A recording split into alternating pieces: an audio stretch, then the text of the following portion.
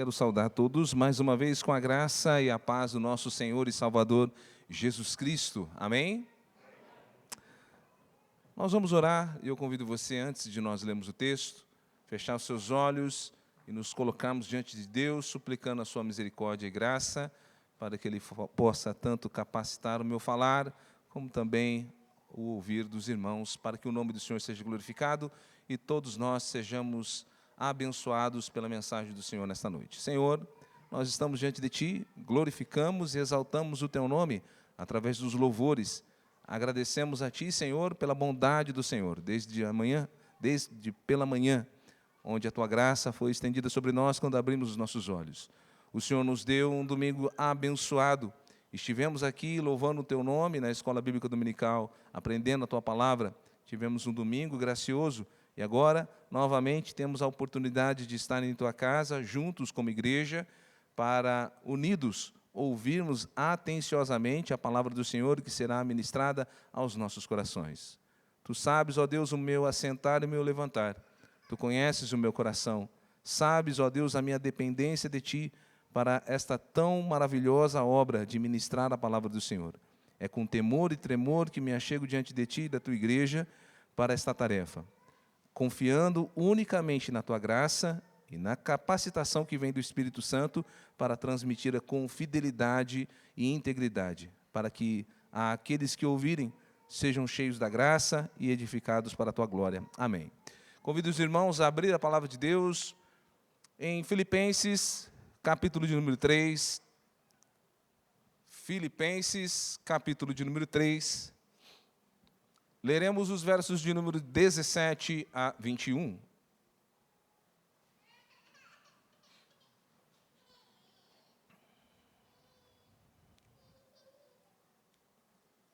Filipenses, capítulo de número 3, versos de número 17 a 21.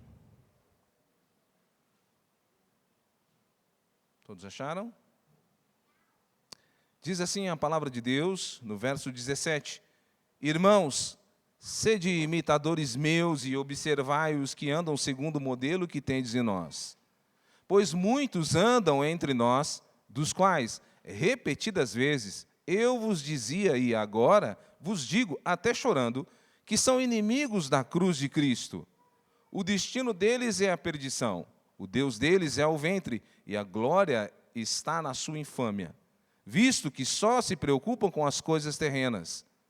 Pois a nossa pátria está nos céus, de onde também aguardamos o Salvador, o Senhor Jesus Cristo, o qual transformará o nosso corpo de humilhação para ser igual ao corpo da sua glória, segundo a eficácia do poder que Ele tem de estar subordinado a si todas as coisas. Os irmãos podem se assentar? Meus amados, nós vivemos numa época repleta de religiões, de igrejas das mais diversas, de todos os tipos, de todos os gostos. Tem igreja para todos os tipos de pessoas e todos os tipos de gosto que você imaginar. Uma infinidade de cristãos, ou pelo menos que se intitulam cristãos, que vão apresentar como modelo de cristianismo a ser seguido. Chegamos num tempo em que, infelizmente eu digo isso, muitos desejam estar nas igrejas dos cristãos, seguir o Deus dos cristãos, celebrar as festas, participar dos sacramentos. Mais uma observação importante. Estamos próximos aí da Páscoa. E quantos nem sequer sabem, nem compreendem o que ela realmente representa, o que ela significa biblicamente, mas desejam celebrar a Páscoa. Querem estar na igreja, ou pelo menos querem celebrar de alguma forma a Páscoa. Essas são pessoas que afirmam com seus lábios amar a Cristo, amar o Evangelho, mas que de fato não trazem consigo uma das maiores marcas fundamentais do verdadeiro cristianismo. Essas pessoas querem viver um cristianismo sem Cristo, sem um compromisso real com Cristo. querem viver um cristianismo que não envolva a cruz de Cristo, que não envolva o que todo cristão que conhece as Escrituras sabe, o que envolve a cruz de Cristo. E tudo isso as torna justamente o tema do nosso sermão de hoje. Essas pessoas que querem um cristianismo sem Cristo, um cristianismo sem cruz, as torna o tema do nosso sermão, os inimigos da cruz de Cristo. Quando nós voltamos lá para o texto de Filipenses, capítulo 3, nós vemos que o apóstolo Paulo, escrevendo esta carta a esta igreja em que ele amava, ele vai expressar afetos amorosos para com esses irmãos. Ele não traz muitas repreensões severas, é uma igreja que ele tem muito zelo e muito amor, e ele aqui no capítulo 3, especificamente no verso 17, ele vai tratar de um tema muito sério, tanto para eles e fundamental para nós também, para os nossos dias, que é justamente a questão que nós veremos no verso 17. Volte ao verso 17 e lemos novamente.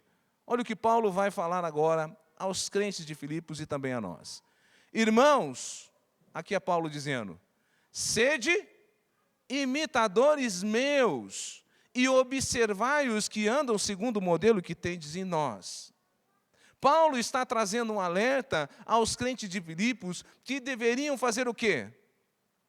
Seguir um grupo de pessoas. E mais à frente, no verso 18, ele vai dar um exemplo de pessoas as quais eles não deveriam seguir. Paulo começa falando de um primeiro grupo de pessoas, o primeiro grupo em que ele mesmo se enquadra, em que ele mesmo vai se colocar, os quais os cristãos deveriam seguir, a ele e aos que andam segundo o modelo que há nele e naqueles que estão sendo dito pelo apóstolo Paulo. Quando ele diz aqueles que têm o mesmo modelo que há em nós, possivelmente ele estava pensando em Timóteo, que estava em Filipe, e também em Epafrodito, que era bem conhecido naquela igreja, que também seguia os mesmos modelos de Paulo.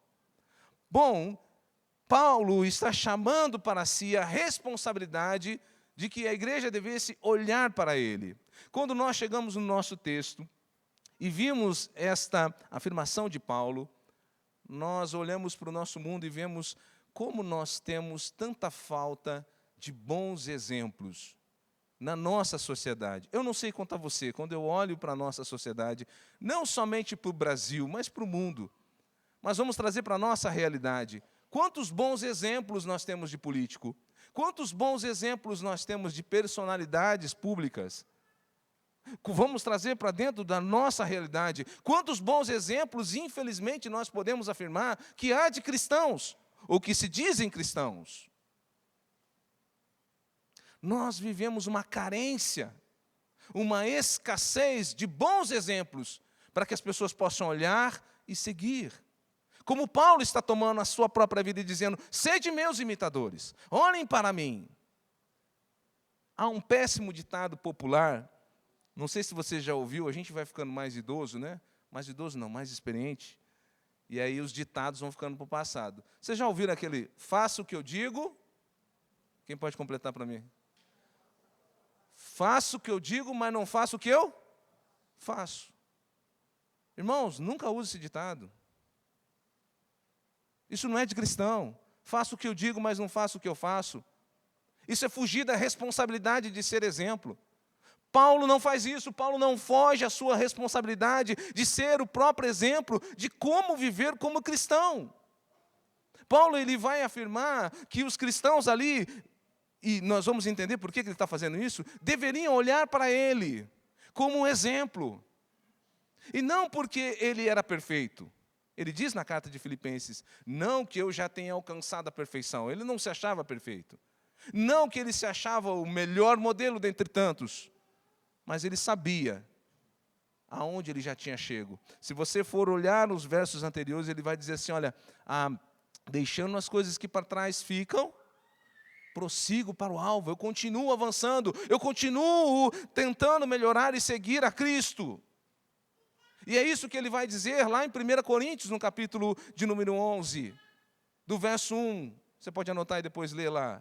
Ele vai dizer a mesma coisa aos coríntios. Sede meus imitadores, e lá ele põe um como? Como eu sou de Cristo. Sigam a mim como eu estou seguindo a Cristo. Veja como eu estou seguindo a Cristo. Sabe o que ele está dizendo? Como eu sou cristão, sejam vocês também. E aqui em Filipos, ele volta aos filipenses e vai apontar não somente ele, mas também a outras pessoas que também andavam da mesma forma. Olha o verso 17, ele vai dizer assim: observai os que andam segundo o modelo que tendes em nós. Então não era só ele. Ele não está chamando a atenção somente para ele, mas ele diz, olha, eu estou seguindo a Cristo, siga o meu modelo, eu sou um cristão, mas há outros também que vocês devem seguir o modelo. Vejam essas pessoas. E sabe o que é observar? E depois, mais para frente, eu vou falar sobre isso. Observar é olhar atentamente. Sabe quando você vai pegar um arco e flecha e você puxa e mira certinho no alvo? É isso que Paulo está pensando. Mire bem nessas pessoas. Olhe bem para elas. Observe-as bem, como elas copiam a Cristo, como elas são cristãs, para que vocês possam fazer o mesmo. Ele não fala só isso. Nós poderíamos usar diversos textos, diversas cartas, onde Paulo também vai falar sobre esse imitar a Cristo, ser um modelo. Ele não fala apenas de algumas pessoas, mas lá em Tessalonicenses ele vai falar da igreja. Você pode anotar aí, 1 Tessalonicenses, lá no capítulo 1, Paulo vai falar a eles assim: com efeito, vos tornastes imitadores nossos e do Senhor. Ele está dizendo para a igreja, olha, vocês estão sendo o quê? Imitadores nossos. A igreja de Tessalonicenses está realmente copiando a maneira como nós imitamos a Cristo. E ele continua: tendo recebido a palavra, posto que em meio de muita tribulação, com alegria do Espírito, de sorte que vos tornaste modelo para todos os crentes da Macedônia e na Acácia. Que coisa maravilhosa! Você já imaginou ser modelo de igreja? Aqui vai uma provocação, tá? Faço isso no PG de 60+, está chegando aí. Você pode dizer que a sua igreja é um modelo de cristianismo para a sua cidade? Pense aí. Vou só lembrar que a igreja é formada por você. A igreja é formada por esses membros. Porque a resposta não deveria ser outra, senão sim. Olha como Paulo está chamando. Observem, estejam atentos a essas pessoas, porque elas são modelos. Ainda que o mundo seja terrível, o mundo não era tão melhor naquela época do que hoje. Haviam as perseguições, haviam as lutas, e nós vamos ver aqui que havia inimigos grandes. E mesmo assim, haviam aqueles que eram exemplos.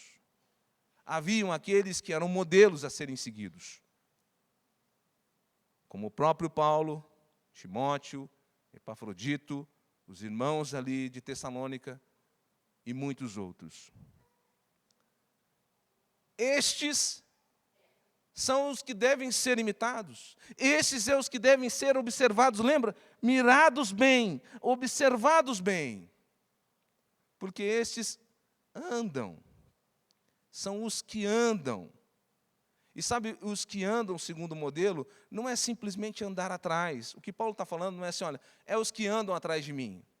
Ou os que andam atrás de Cristo. Quando nós olhamos ali os evangelhos, nós vemos uma multidão andando atrás de Cristo. Mas a construção da frase aqui não é simplesmente andar atrás. Andar, no termo grego, naquela época em que Paulo foi escrito, até hoje também nós temos esse sentido, é viver de conforme o padrão visível, notório do verdadeiro cristianismo. Paulo está dizendo assim, olha, aqueles que vivem de tal forma que é visível, notório, que eles são cristãos. que eles vivem o Evangelho, que eles estão nas suas práticas diárias, no seu falar, no seu caminhar, nas suas atitudes, quando eles saem para o trabalho, quando eles vão para as suas casas, nos seus lares, no trato com seus filhos. Olhem para eles, e vocês vão ver, na maneira em que eles vivem, no seu dia a dia, que eles são verdadeiramente seguidores de Cristo. Eles não são apenas aqueles instrutores verbais, aqueles que somente falam do Evangelho, que dizem do Evangelho, que leem a Bíblia, que contam histórias, mas são aqueles que pregam e vivem o que pregam. São aqueles que dizem, que fazem e que evidenciam nas suas vidas o Evangelho verdadeiro.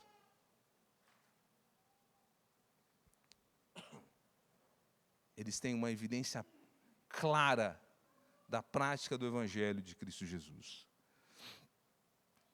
Quando nós lemos esse texto, de Efésios capítulo 3, verso 17, nós temos ali, podemos dizer, um duplo chamado nesse texto. Primeiro, um chamado para que nós possamos olhar para os bons cristãos, para os exemplos. E é muito triste, eu vou começar como pai e depois como pastor. É muito triste quando você tem filho e você mostra os bons exemplos para o filho. Olha aqui, filhinho, é isso, isso, isso. E ele vai e segue quem? Olha, anda com o Joãozinho, anda com o Joãozinho. Aí ele vai e quer andar com o Pedrinho. Aí você fala para a sua filha, né? Olha, não namora com fulano, ele não é um bom exemplo. Quem que ele quer? É o bom exemplo. Como pastor, nós não queremos glória para nós mesmos, nós não queremos status, nós não queremos número de seguidores no Instagram. Mas nós queremos que vocês olhem para os bons exemplos. E, infelizmente, muitos estão olhando para maus exemplos. Para os influenciadores aí da mídia, de que você nunca viu pessoalmente. De que você nem sabe o nome inteiro. Não sabe onde ele mora, o que ele faz. Vocês têm bons exemplos de pastores onde você congrega. Não é glória, não é vanglória, não é orgulho pecaminoso, mas é um reconhecimento de você poder olhar para a cadeira dos ministros e ter bons exemplos a serem seguidos, de caráter, de moral, de dignidade, de evangelho, de olhar para a vida dos seus pastores e ver se eles estão andando segundo Cristo, seguindo a Cristo, e não seguir maus exemplos. Então nós temos o primeiro chamado, de olhar para os bons exemplos, de seguir os bons exemplos. Vocês como membros e eu também como pastor. O pastor falou do professor Jairo Castos. E eu conhecia de ouvir falar. E aí quando eu conheci, eu falei assim, é um bom exemplo. Fiquei encantado de conhecê-lo a semana passada. Que bom exemplo. De conhecer, de seguir. Nós também seguimos bons exemplos. Temos esse chamado do Senhor. Mas há um segundo chamado dentro desse texto, individualmente, para cada um de nós. Para que nós mesmos sejamos modelos de crente. Mais uma provocação aqui. Não faça, tá? Eu só vou dizer. Você pode virar para o seu irmão, não precisa virar, tá, irmãos? É feio esse negócio. Vira para o seu irmão e diga, tá? Não é isso que eu estou falando. Mas é uma pergunta. Você pode virar para o seu irmão, para o seu cônjuge, para o seu filho, para o seu parente, e dizer para ele assim, olhe para mim e siga o Evangelho como eu sigo. Você pode fazer isso? Você pode pregar o Evangelho para alguém que ainda não conhece o Evangelho e dizer para ele assim, ó, se você tem dúvida de como que é ser cristão, olhe para a minha vida. Não que eu seja perfeito ou que tenha alcançado, mas que uma coisa eu faço, deixando as coisas que para trás ficam, avanço para frente. Você pode fazer isso? Porque esse é o chamado que Deus tem para nós aqui nesse texto. De nós também, nessa geração corrompida pelo pecado, nessa geração de maus exemplos, de maus testemunhos, que sejamos exemplos de cristãos, para que o mundo lá fora saiba que ainda existe um povo diferenciado, e que nós vamos ver aqui, que estão vivendo, imitando a Cristo, sendo cristão. E por que Paulo está trazendo esse alerta? E por que Paulo está trazendo esse alerta a essa igreja? Por que ele está dizendo, olha irmãos, prestem atenção, estejam atentos, fixo o olhar de vocês nos bons exemplos, naqueles que vivem evidenciando nas suas vidas que são cristãos. Por que ele está dizendo isso? Porque entre eles, e não só na igreja de Filipos, mas entre os cristãos espalhados ali, já haviam maus modelos que deveriam ser rejeitados, jamais imitados. Graças a Deus que é só naquele tempo, né? Hoje não tem mais. Hoje ainda tem. Olha o que ele vai dizer no verso 18, e a gente vai entender por que ele está dizendo, sigam, prestem atenção nesses modelos. E o verso 18 diz assim, pois muitos andam entre nós, dos quais repetidas vezes eu vos dizia, e agora vos digo, até chorando, que são inimigos da cruz de Cristo. Na Nova Versão Transformadora, o mesmo texto diz assim, pois, como lhes disse muitas vezes, e digo novamente com lágrima nos olhos, há muitos cuja conduta mostra que são, na verdade, inimigos da cruz de Cristo. Você entende que ele não está falando de pessoas que estão lá fora. Ele está falando assim, olha, dizem ser cristãos, mas, na verdade, a conduta mostra que são, na verdade, não cristãos, mas inimigos da cruz de Cristo. Esses não são os hereges declarados, porque Paulo vai tratar dos hereges declarados de uma forma mais enfática. Cães.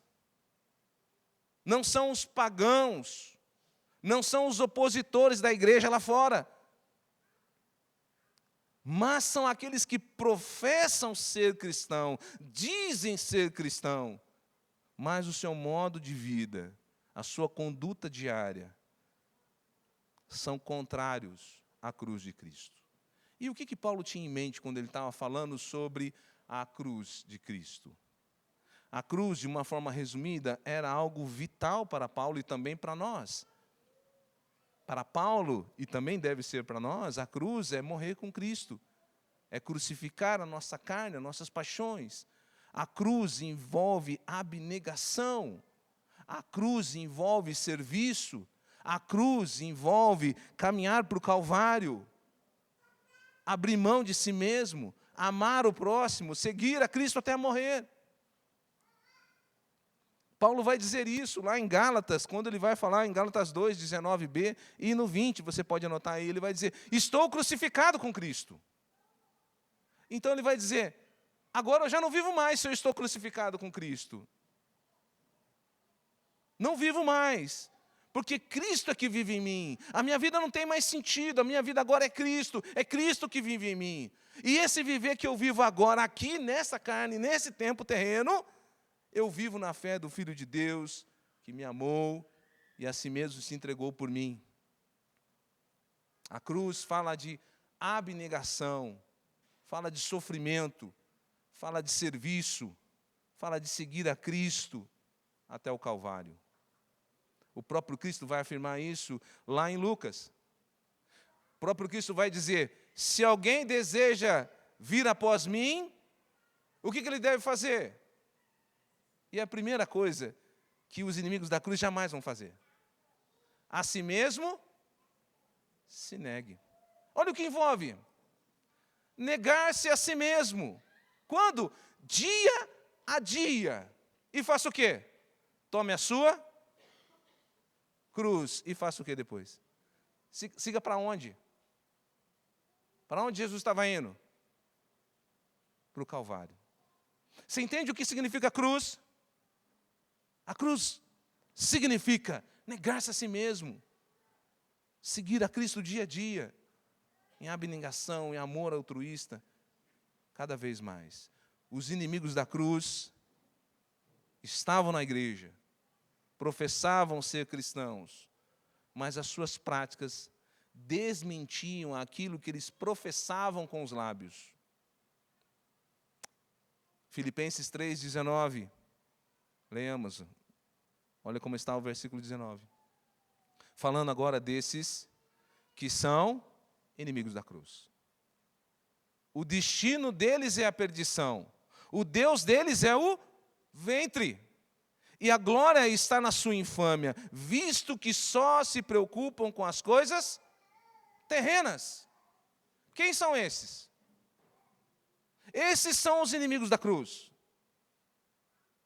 cujo Deus deles não é o Deus Yahvé, não é Jesus, é o ventre. A glória não é Cristo, é aquilo que é vergonhoso. E eles não pensam no reino, pensam só nas coisas terrenas. O Deus deles é o ventre. Sabe o que Paulo está dizendo? É uma forma de idolatria, centrada no próprio eu. O ventre aqui não é só comida, mas é tudo que satisfaz a sua carne. Em outras palavras, o que Paulo está dizendo assim, esses que dizem cristãos, mas são inimigos da cruz, não são direcionados por Cristo. Não é Deus, não é Jesus que determina as suas decisões, as suas práticas, mas é aquilo que lhe traz satisfação pessoal. Será que nós conhecemos pessoas que se dizem cristãs, que dizem amar a Cristo, mas que só fazem aquilo que lhe dá prazer, que dá satisfação? Existe.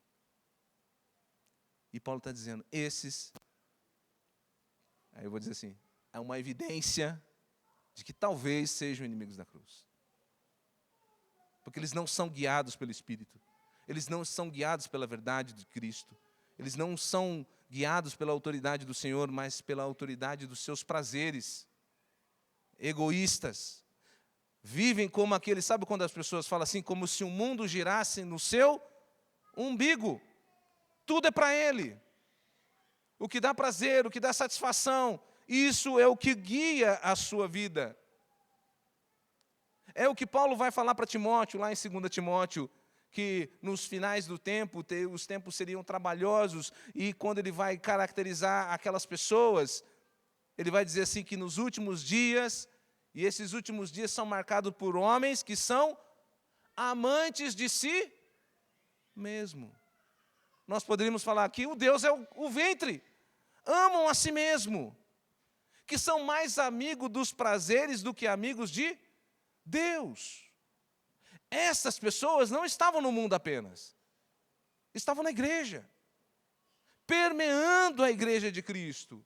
E Paulo estava trazendo um alerta para os cristãos. Não imitem essas pessoas, elas não são de Deus. Romanos vai dizer, no capítulo 16, que eles não servem a Jesus, mas o seu próprio ventre. Vamos abrir lá em Romanos, capítulo 16.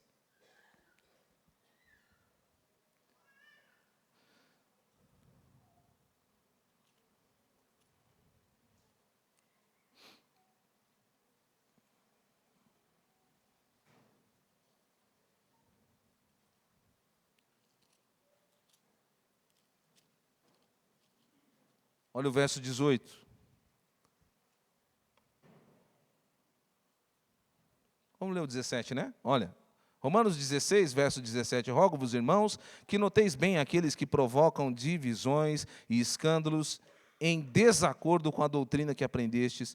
Afastai-vos deles, porque esses tais não servem a Cristo nosso Senhor, e sim ao seu próprio ventre, e as suas suaves palavras e lisonjas enganam o coração dos incautos.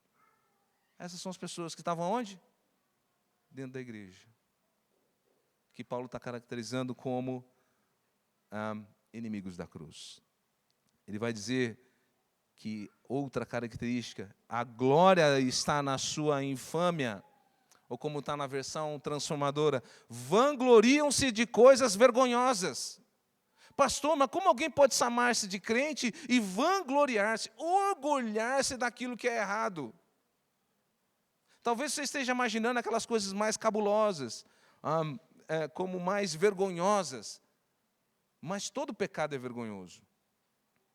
Não se trata apenas de obscenidade, sexualidade, mas de ações que deveriam ser vergonha para o cristão. Orgulho, soberba, deveria ser vergonhoso para o cristão. Mas quantos que se dizem ser cristãos se vangloriam de ser orgulhosos, soberbos, arrogantes, petulantes? Pessoas que se orgulham de serem, como é que eu vou usar uma palavra mais amena aqui? Ásperas.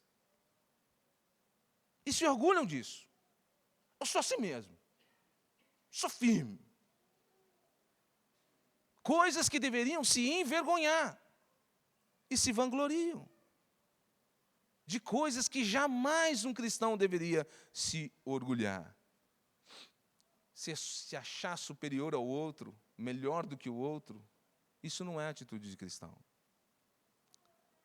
E Paulo está catalogando como essas pessoas são. Elas são inimigas da cruz. Mas que estão na igreja. Que se apresentam como cristão, mas as suas prioridades revelam quem elas são de verdade. Qual é a prioridade daquele que é inimigo da cruz? Está lá. Visto que só se preocupam com o quê? Com as coisas terrenas. A mente desses indivíduos está consumida, impregnada com o presente século, com as coisas desse mundo, as suas decisões, os seus desejos, os seus planos, os seus afetos. Tudo está apenas nessa terra. Pastor, mas eu sou cristão. É mesmo? Mas tudo que gira em torno de você só está arraigado nessa terra. Quando você conversa com essa pessoa, tudo que ele fala é: meus planos para essa terra. Ele fez o paraíso dele aqui. Vivo hoje porque amanhã não existirá e nós vamos acabar. O paraíso é aqui mesmo.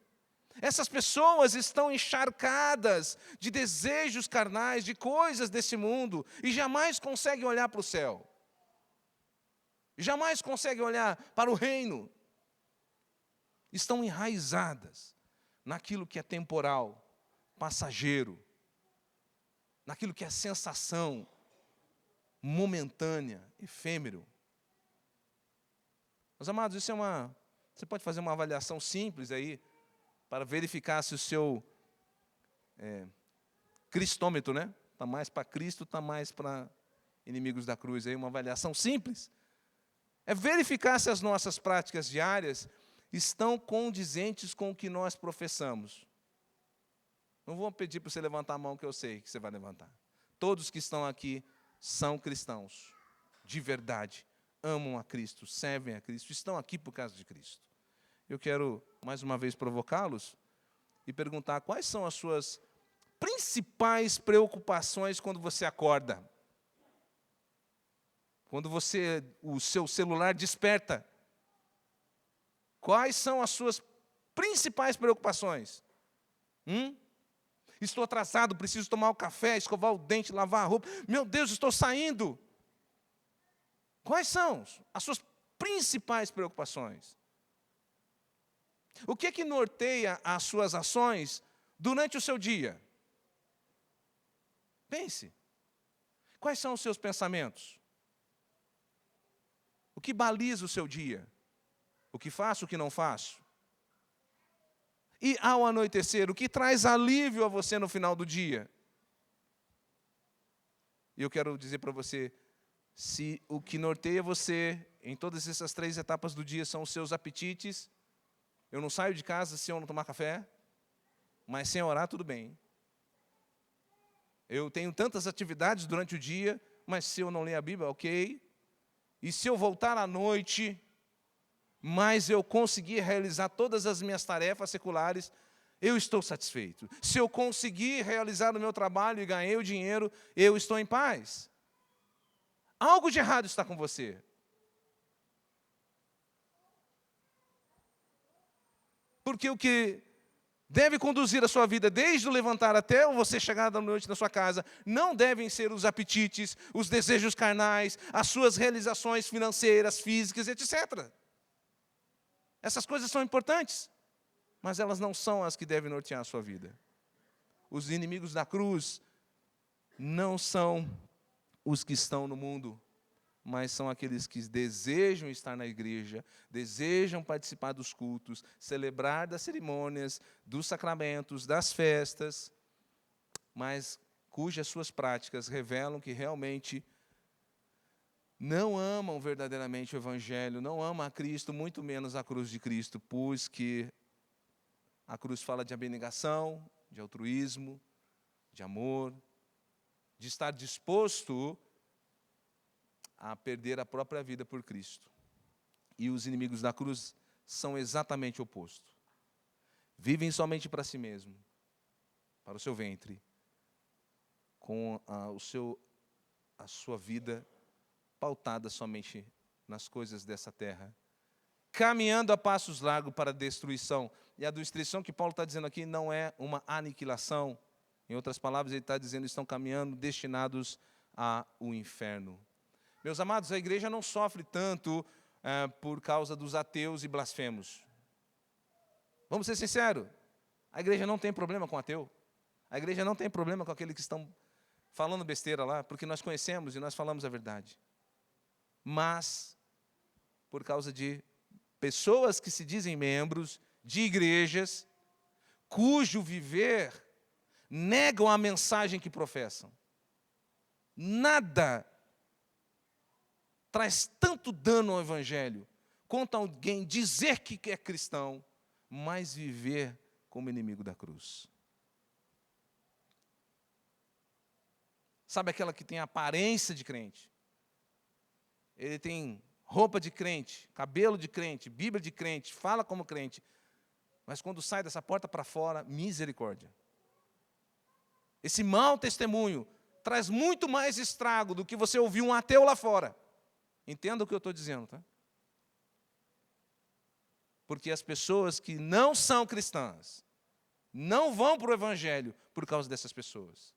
E aqueles que estão iniciando vão seguir um mau modelo e nunca vão seguir a Cristo, porque estão sendo levados a um caminho errado que leva para a destruição.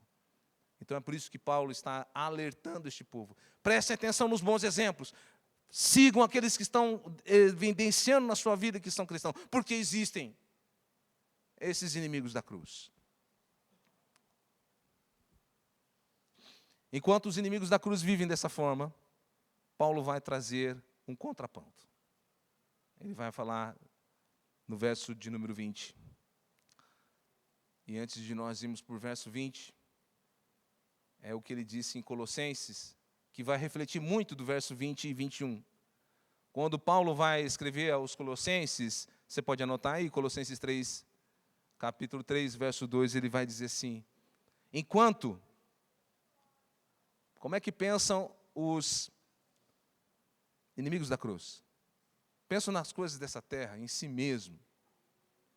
E ele vai dizer lá em Colossenses 3, 2, para o verdadeiro cristão: pensai nas coisas lá do alto, não nas que são daqui da terra, porque morreste e a vossa vida está oculta junto com Cristo, em Deus.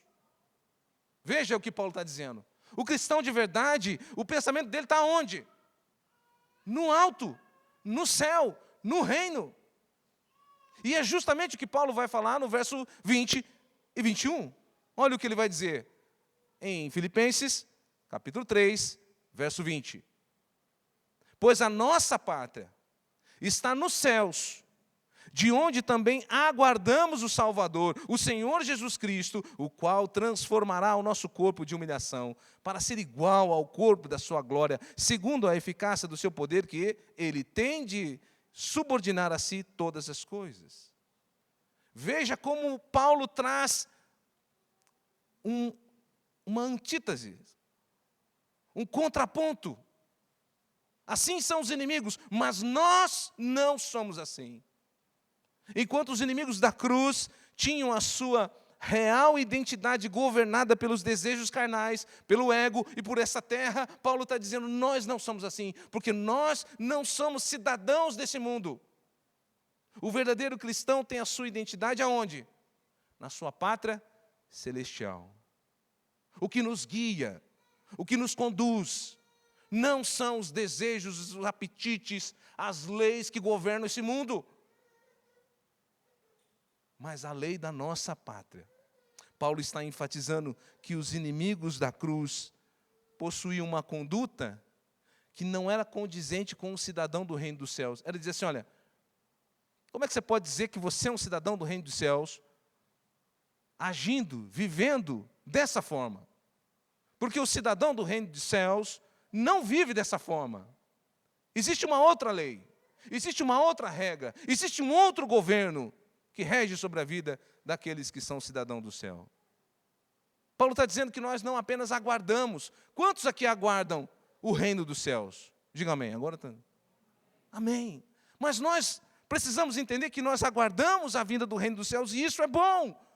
Mas o reino dos céus já está em nós. As leis que operam no reino dos céus já estão em nós. A esperança do reino do céu está em nós, mas as leis, as diretrizes, tudo vem do reino do céu. Nós somos cidadãos do céu. Nós não seremos cidadãos do céu. Nós já somos agora. As nossas leis das quais vivemos neste mundo não são regidas pelos governantes dessa terra, mas por Deus, pelo reino dos céus.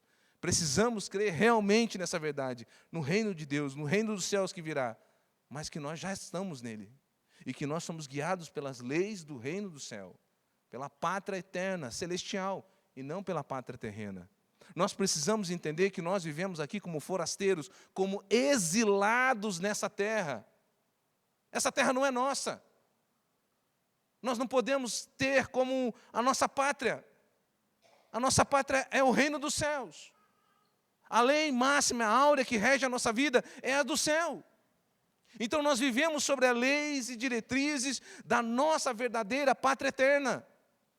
Mas os inimigos da cruz não. E o que Paulo está dizendo é que nós devemos viver dessa forma. Paulo diz que nós aguardamos. E esse aguardar é mais do que esperar pacientemente. Olha como está o mesmo texto na Nova Versão Transformadora. Ele vai dizer assim: aguardamos ansiosamente a volta do Salvador, o Senhor Jesus. É um esperar. Sabe aquele esperar ansioso? Sabe quando você está esperando uma coisa muito ansiosa, o carro para viagem, ou alguma coisa, e de repente passa e você faz assim, ó, para ver? É isso que Paulo está dizendo. Aquilo que nos leva a inclinar a cabeça, o pescoço, e ver se já está chegando. Será que nós estamos esperando ansiosamente a vinda do reino? Ou estamos tão confortáveis nesse mundo, com a regra desse mundo, com as leis desse mundo, com os prazeres desse mundo? Nós precisamos entender que estamos nesse mundo como forasteiros, exilados, esperando o momento em que nós vamos para o nosso lar. Enquanto não chegarmos lá, não há descanso.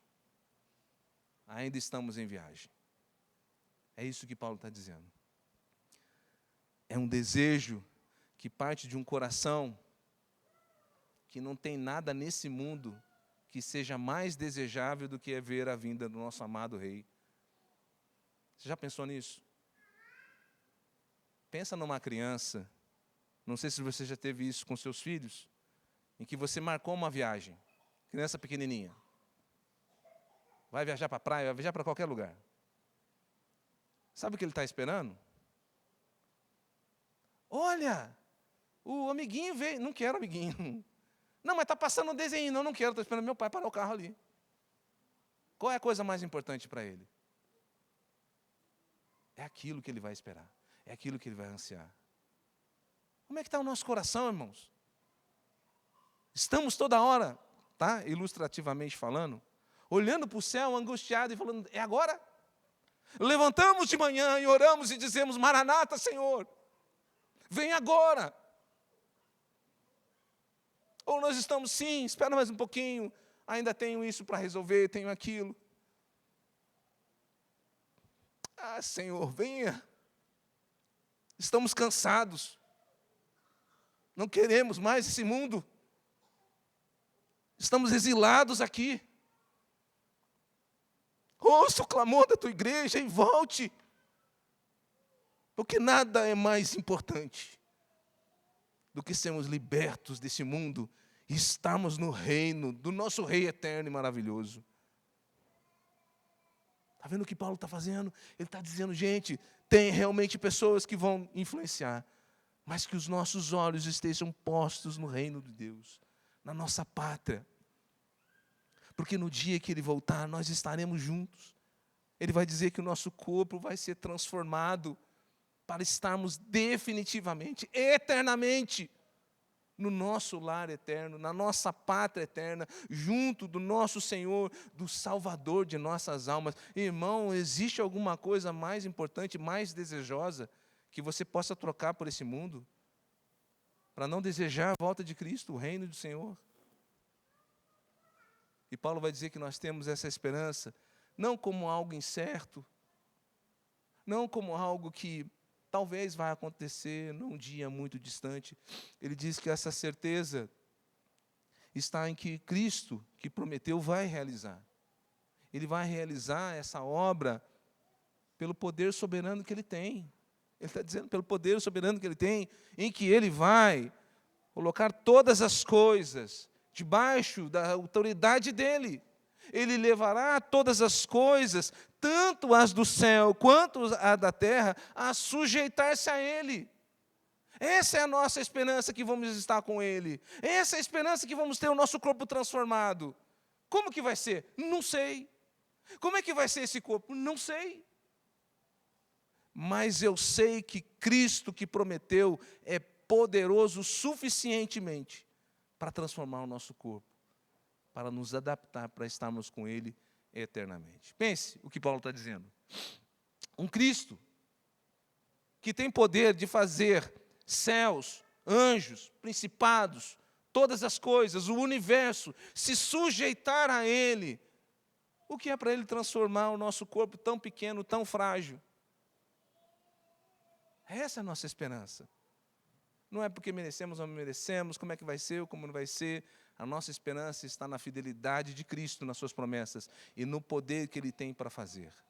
Essa é a esperança que os verdadeiros cidadãos do céu têm e o que nós deveríamos ter. Meus amados, nós vimos realmente que vivemos em tempos difíceis, onde os homens são egoístas, isso é verdade, amantes de si mesmo, mais amigos do mundo do que amigos de Deus.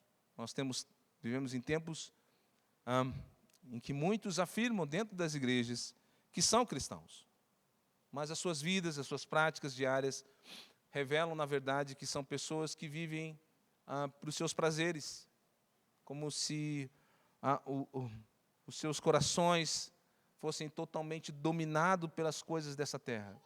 E de fato são. Pessoas que estão na igreja, dizem que são cristãos, afirmam amar a Cristo, mas na realidade, as suas práticas evidenciam que na realidade são inimigos da cruz de Cristo, cujas suas ações conduzem ao inferno. A pergunta que nós devemos fazer é a seguinte: a quem você tem imitado? Quais são os seus modelos de vida? Em quem vocês têm mirado e seguido?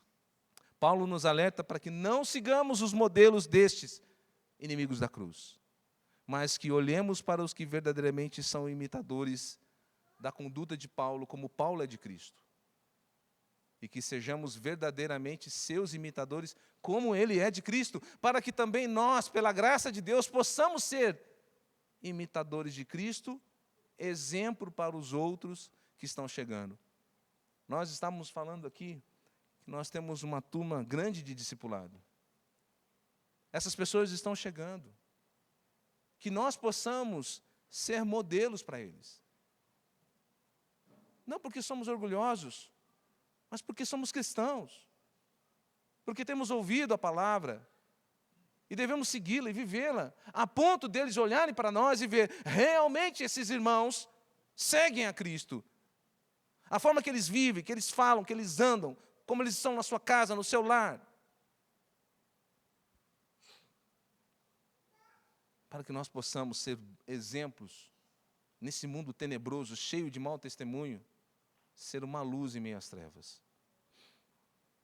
Para que vidas possam ser levadas a caminharem corretamente. Meu amado, eu quero fazer um apelo antes de nós encerrarmos. Talvez você que veio aqui hoje, ou que está me ouvindo, já teve muito maus exemplos de pessoas cristãs, de pastores cristãos, ou talvez até mesmo de igrejas, ou até mesmo você não saiba qual é a forma correta de viver nesse mundo. Nós devemos viver para a glória de Deus. Caminhando nessa terra corrompida pelo pecado, como cidadãos do céu. Mas para que isso aconteça, é necessário que você tenha um novo nascimento. Você não vai para o céu porque você está simplesmente olhando para alguém. Olhar para o pastor Ricardo ou para qualquer outro pastor não vai te levar para o céu. Você pode ver bons exemplos, e deve. Mas é necessário que haja um novo nascimento em Cristo Jesus na sua vida. É necessário que você creia na mensagem da cruz, que Cristo Jesus morreu pelos seus pecados, para que você fosse perdoado, restaurado, regenerado e ter uma nova vida. É necessário que você creia em Jesus Cristo, arrependa-se dos seus pecados, para que você também seja um cidadão do reino dos céus. Creia no Senhor Jesus Cristo, como seu único e suficiente Salvador. Arrependa-se do seu pecado, para que a graça de Deus te alcance e o torne hoje um cidadão do céu.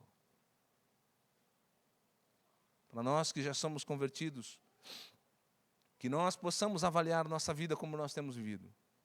Se nós temos sido mais amigos dos prazeres, vivendo em função de nós mesmos, do nosso ventre, procurando e sendo mais preocupado com as coisas deste mundo, com o que o reino de Deus.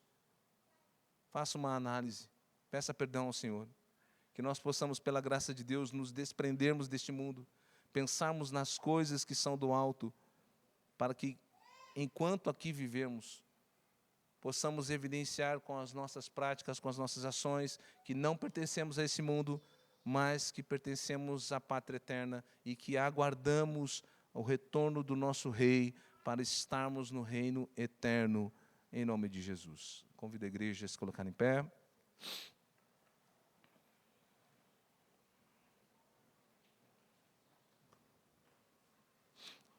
E nós vamos orar, e logo em seguida, os irmãos do louvor louvarão o Senhor. Oremos. Senhor, nós te damos graças, nós te louvamos. Porque o Senhor é bom para conosco. Apesar de quem somos, apesar de nossas falhas, o Senhor é o nosso Deus. Nós somos expostos à Tua palavra hoje, Senhor, que nos mostrou 2 modelos de vida. Àqueles que verdadeiramente conhecem o Teu nome e que verdadeiramente vivem para a Tua glória e para o Teu louvor. Nós desejamos ser assim, Senhor. Não dizemos que somos perfeitos, porque não somos. Mas como o Teu servo nos ensina, nós fazemos uma coisa. Deixando as coisas que para trás ficam, nossos pecados, nossos erros que foram colocados diante de Ti, e prosseguimos, ó Pai, para o alvo. O alvo de nossa vida não é ser rico, não é sermos bem-sucedidos, não é sermos famosos. O alvo de nossa vida é cada vez mais sermos parecidos com teu Filho Jesus. O alvo de nossa vida é continuarmos caminhando para o reino eterno, para a nossa pátria celestial. Ajuda-nos, ó Deus, nessa tarefa tão difícil, mas capaz pelo teu Espírito Santo.